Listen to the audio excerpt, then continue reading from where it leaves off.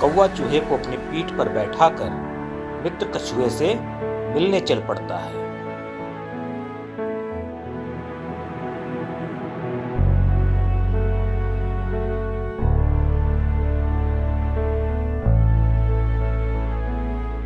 मित्र कछुआ, कहाँ हो तुम?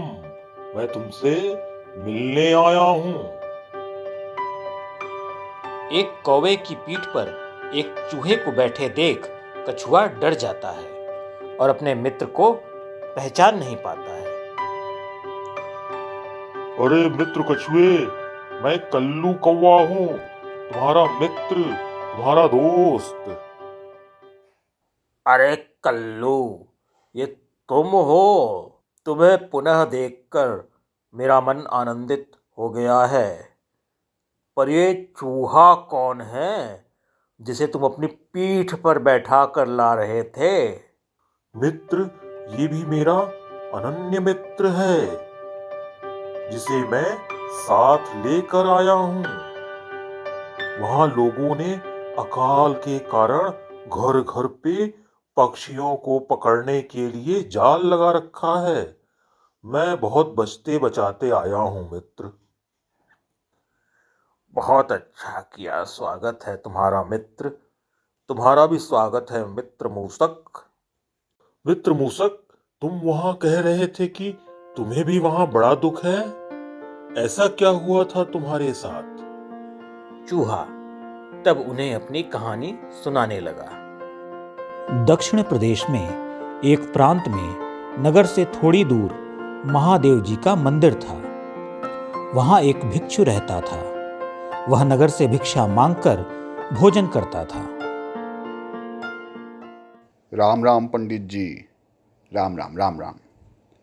अरे पंडित जी, आज जल्दी आ गए? हाँ, घर के कार्यों में जल्दी निवृत्त हो गया। पंडित जी, ये लीजिए आपकी भिक्षा। लाओ लाओ लाओ बहन, जल्दी लाओ। ईश्वर तुम पर असीम कृपा करे। नमस्ते पंडित जी। आशीर्वाद आशीर्वाद। मिली हुई भिक्षा से अपना गुजारा कर ब्राह्मण शेष बचे भिक्षा को भिक्षा पात्र में रखकर खूंटी पर टांग देता था। यही उसका नित्य कर्म था। सुबह उसी भिक्षा पात्र में से वह थोड़ा अन्न निकालकर अपने नौकरों में बांट देता था। हाँ लड़को, सफाई हो गई? अच्छे से साफ करो। आप ठीक है ठीक है ठीक है। अब बचा कुचा काम भी झटपट खत्म कर लो। और हाँ सुन रहे सुखिया, कल तूने गाय भैंसों को चारे की बोरियां ऐसे ही झाड़ दी थीं। सारा चारा भीग कर खराब हो गया। ठीक से काम नहीं करता तू आजकल। हिसाब से पैसे काट लूँगा तेरा, हाँ बता देता हूँ। जी जी जी जी मालिक, मैं ध्यान ध्यान रखूँगा। हाँ ठीक है ठीक है ठीक है। एक दिन मूसक राज के पास उसके साथी चूहों ने आकर निवेदन किया। स्वामी, वह ब्राह्मण खूंटी पर भिक्षा वाला पात्र टांग देता है, जिससे हम उस पात्र तक नहीं पहुंच पाते।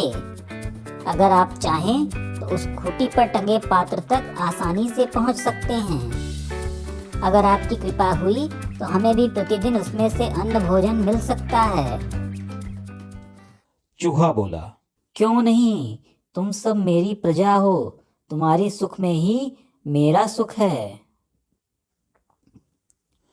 चूहा अपने दल को साथ लेकर उस रात वहां पहुंचा और खूंटी पर टंगे पात्र की ओर बढ़ चला।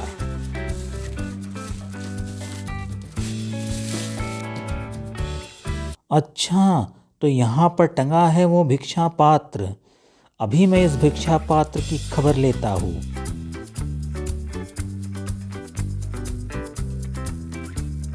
और इस तरह चूहा भिक्षा पात्र के अन्न फल निकालकर अपने साथियों में बांट देता है। इधर ब्राह्मण भिक्षा पात्र से अन्न गायब देखकर भौचक्का रह जाता है। अरे अरे, ये सारे अन्न कहाँ गायब हो गए? ब्राह्मण सो गया, चलो साथियों जमकर खाना खाएं। वाह, क्या नींद आई रात में। आहा। अरे, यह भिक्षा फिर आज गायब है। ये क्या मसला हो रहा है? रात में तो यहीं था। कौन मेरी भिक्षा चुरा रहा है? कहीं ये उस कामचोर सुखिया की हरकत तो नहीं है?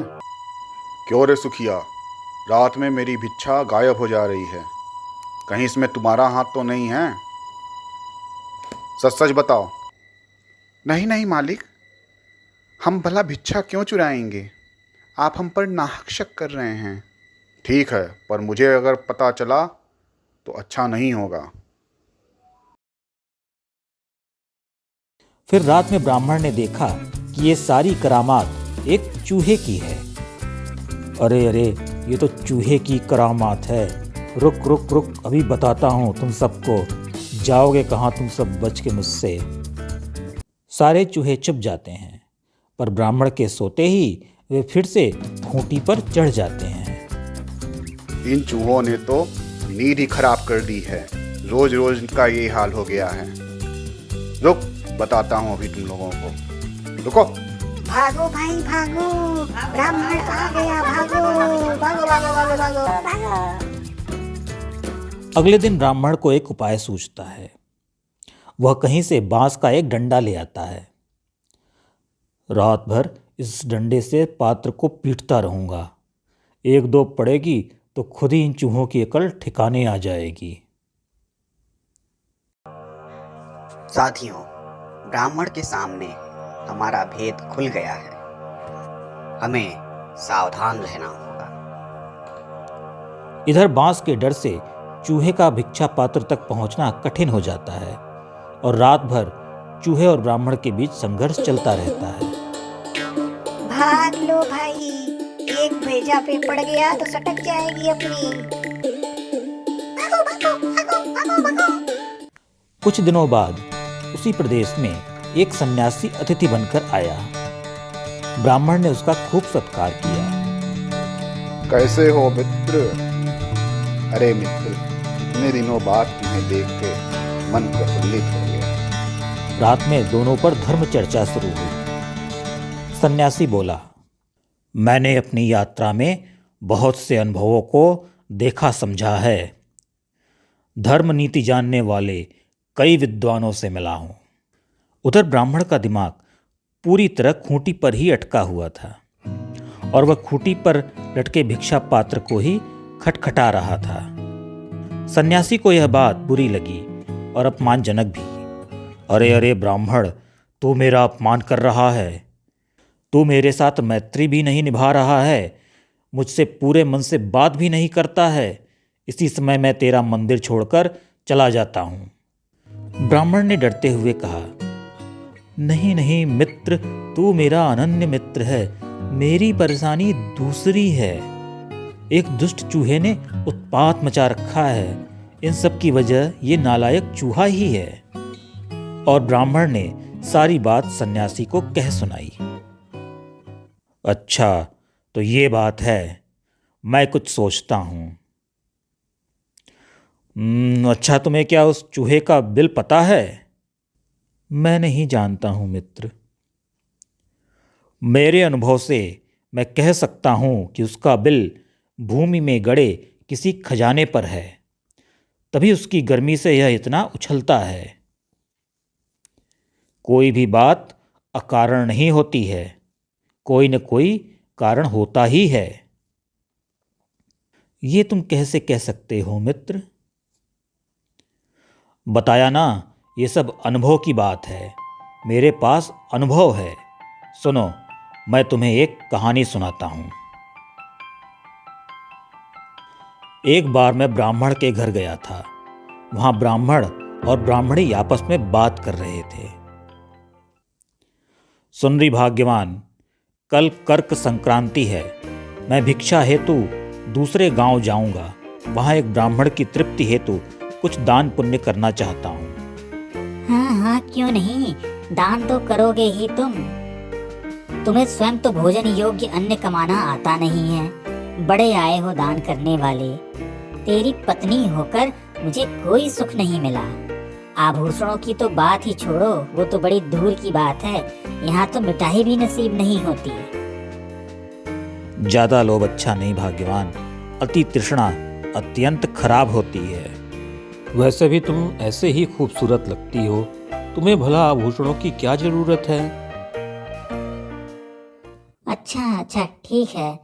ऐसा है तो घर में थोड़े से तिल पड़े हैं, उनका शोधन करके कूट छांट कर अतिथि को खिला देती हूँ। जैसी तुम्हारी इच्छा भाग्यवान। ब्राह्मण अगले दिन भिक्षा मांगने चला गया। उधर ब्राह्मणी ने कहे अनुसार तिलों को छांटकर उन्हें सुखाकर धूप में फैला दिया। हाय राम, इतनी मेहनत। चलो भला तिल तो छट गए। इतने में ही एक कुत्ता आकर तिल पर मूत्र विसर्जन कर जाता है। ब्राह्मणी यह सब देखकर बड़ी चिंता में पड़ जाती है। हाय दैया, अरे अरे भाग।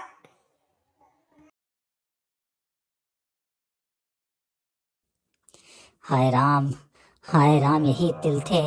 ऊपर से इस नामुराद कुत्ते ने वो भी बर्बाद कर दिया। इस कुकुर को कोई अन्य स्थान नहीं मिला था क्या? मेरे ही तिल पर आग लगानी थी। अब क्या करूं? अतिथियों को क्या खिलाऊंगी? इतने ही तिल थे घर में और अब वो भी सब बर्बाद हो गए। क्या करूं? कहाँ से क्या लाऊं मैं? बहुत सोचने के बाद ब्राह्मणी को उपाय सूझता है। अगर मैं इन शोधित छटे हुए तिलों के बदले में किसी से अशोधित तिल मांगूंगी तो कोई मुझे तुरंत ही दे देगा। अब किसी को भला क्या पता कि इस कुत्ते ने इस तिल को खराब कर दिया है। अच्छा दिमाग लगाया मैंने, यही करना होगा। यह सोचकर वह तिलों को टोकरी में रखकर घर घर घूमने लगती है।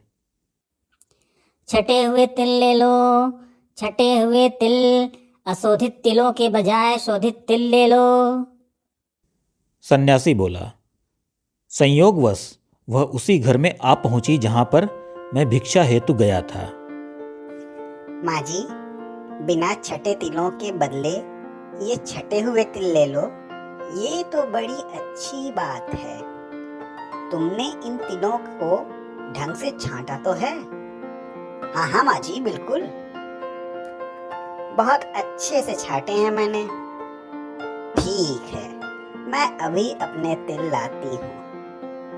अच्छा माँ जी।